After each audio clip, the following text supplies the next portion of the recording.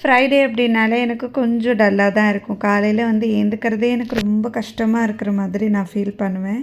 ஏன்னா அந்த வாரம் ஃபுல்லாக நமக்கு ஒரே மாதிரி ரொட்டீன் போகுதா. ஸோ எனக்கு வந்து பார்த்திங்கன்னா ஒரு 8:30 8:45 வரைக்கும் நான் கிச்சன்லேயே தான் நின்றுட்டுருக்கிற மாதிரி இருக்கும்.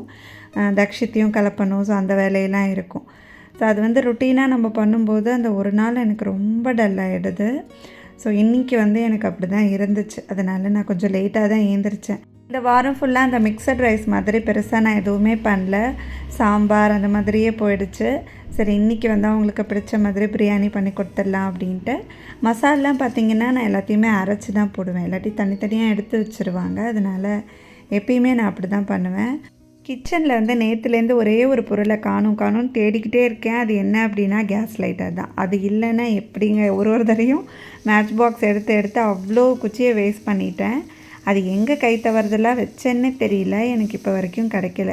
இந்த சார்ஜ் போட்டு யூஸ் பண்ணுற மாதிரி எலக்ட்ரிக் லைட்டர் ஒன்று இருந்துச்சு. ஸோ அதை வந்து இப்போதைக்கு எடுத்து யூஸ் பண்ணிகிட்ருக்கேன்.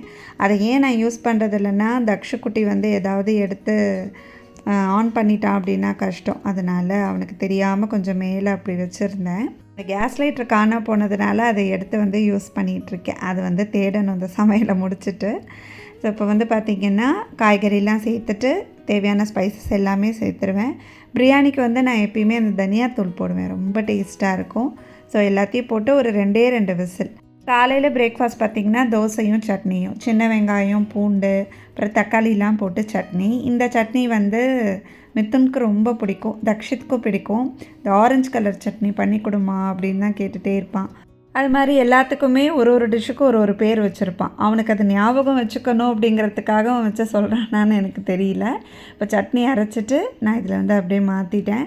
கடுகு கருவேப்பிலை அப்புறம் பெருங்காயத்தூள்லாம் தாளித்து அதை அப்படியே சேர்த்துட்டோம் அப்படின்னா நமக்கு சட்னி ரெடி. மித்துன் வந்து ஒரு சில நேரம் காலையில் டிஃபன் சாப்பிட்டு போவான். ஒரு சில நேரம் அந்த மாதிரி பேக் பண்ணி கொடுத்துருவேன்.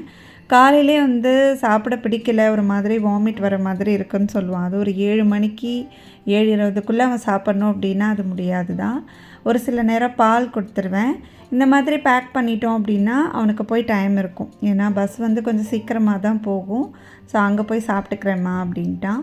அவனுக்கு வந்து பிரியாணி அப்படின்னா வேறு எதுவுமே வேணாம், சைட் டிஷ் கூட வேணாம். வெறும் பிரியாணி வச்சானாலே போதும். ஏதாவது சிப்ஸ் அந்த மாதிரி இருந்துச்சுன்னா வச்சுடுவேன். ஸ்நாக்ஸுக்கு வந்து சப்போட்டா பழம் அது வந்து கட் பண்ணி வச்சாச்சு. அவனுக்கு அந்த சப்போட்டா டேஸ்ட் வந்து ரொம்ப பிடிக்கும். ஸோ இப்படி தான் வந்து மார்னிங் ரொம்ப பிஸியாக அன்றைக்கி போச்சு.